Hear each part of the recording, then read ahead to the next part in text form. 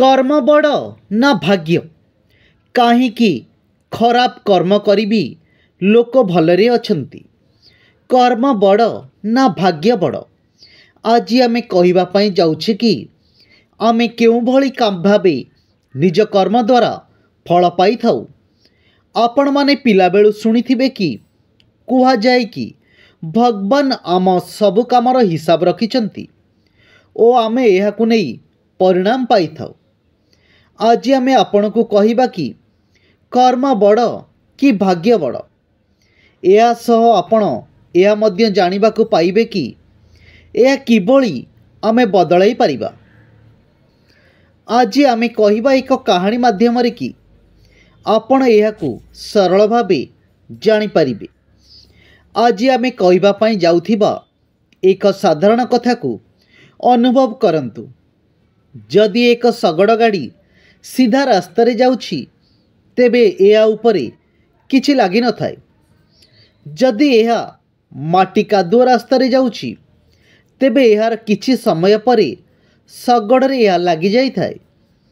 किछि समय परे आपण देखि परिबे कि एहा आपण को उपरे मध्य छिटा पकाइबा आरंभ करि हेबो।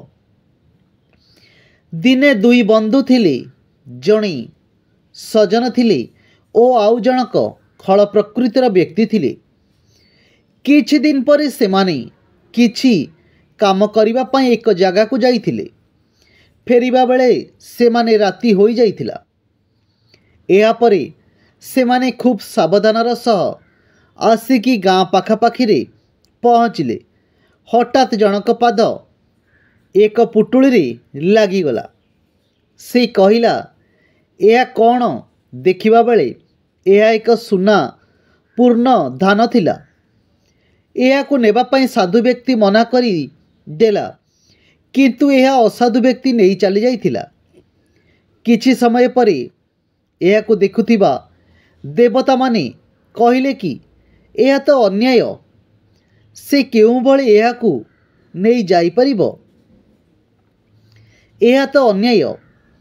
भगवान सही समय रे कहिले कि जो व्यक्ति भल काम करुछि से आगकु जाई तार परिणाम पाइबो, किंतु से आग जन्म रे किछि भूल करिथिला जहा पई ताकु एहा भोग करिया पई पडुछि।